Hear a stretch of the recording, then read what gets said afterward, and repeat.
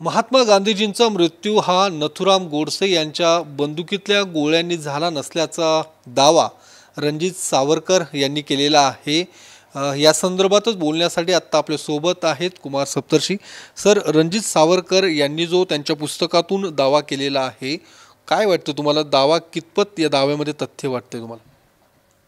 एक तर असं आहे की महात्मा गांधीची हत्या नथुराम गोडसेने केली हे गेले 70-75 वर्ष लोकांच्या कानी कपाळी पूर्ण रुजलेलं आहे।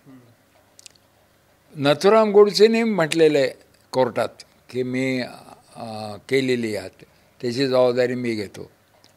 त्याचबरोबर मला थोडी जास्त माहिती म्हणजे मी अहमदनगरचा आहे, तर हा कट जो रचला गेला तो अहमदनगरला, कारण आपटे तिथे ख्रिश्चन लोकांनी चालवलेल्या गर्ल्स याच्यामध्ये होते, हायस्कूलमध्ये शिक्षक म्हणून।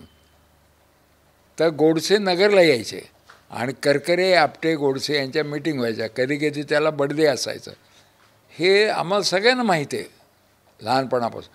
करकरेंना जन्मठेप झाली, गोपाळ गोडसेंनी झाली। गोपाळ गोडसेंनी आपल्या पुस्तकात म्हटलेलं आहे गांधी हत्या आणि मी, म्हणजे त्याच्यात एक कबुली आहे। करकरे कधी म्हणाल नाही, ते सुटून आल्यानंतर परत आपलं हॉटेल चालवत होते।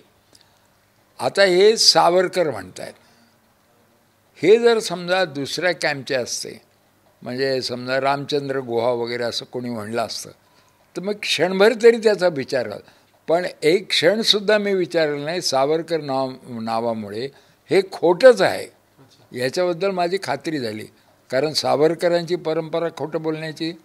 परत हे संघाचे लोक हे सगळे खोटे बोलण्यामध्ये इतके माहीर आहेत की एखाद्या वेळेला सत्य बोलले तर त्यांना रात्री झोप लागणार नाही की आज आपण सत्य कसं बोललो।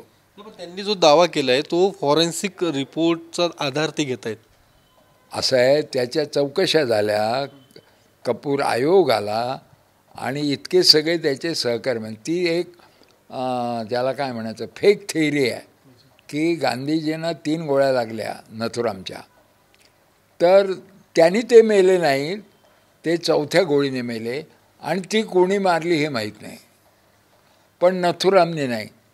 आता एका बाजूला नथुरामने गोळी मारली किंवा नथुरामच्या गोळीनं गांधीजी गेले नाहीत असं जर म्हणलं तर हिंदुत्ववादी कोलॅप्स होतील की मग आपण नथुरामची पूजा का करतो, कारण गांधींचा इतका द्वेष ठासून भरलेला आहे प्रत्येक संघाच्या माणसामध्ये, त्या शाखेमध्ये तो भरला जातो।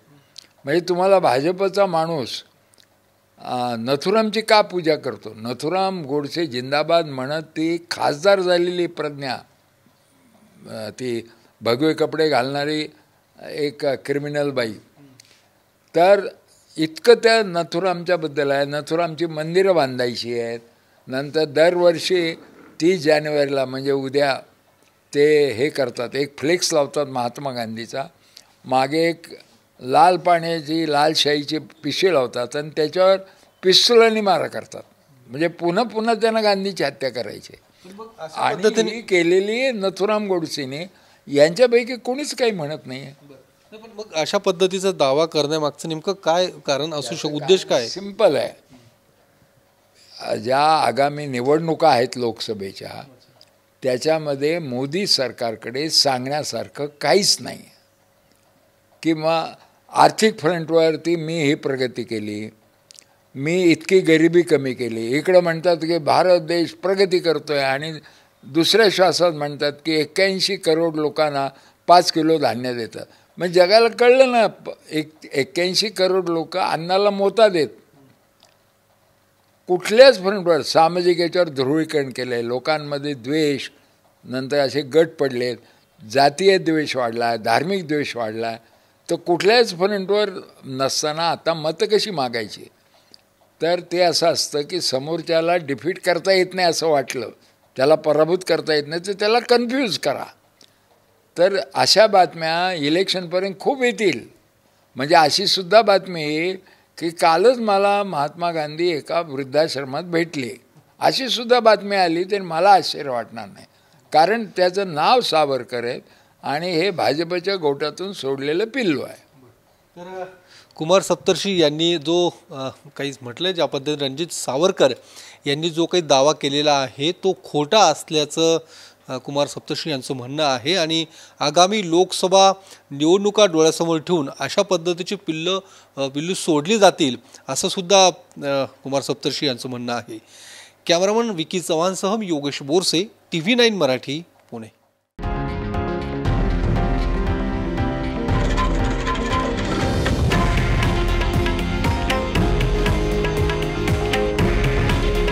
हे आहे देशातील नंबर 1 न्यूज नेटवर्क आणि आपण पाहत आहात TV9 मराठी.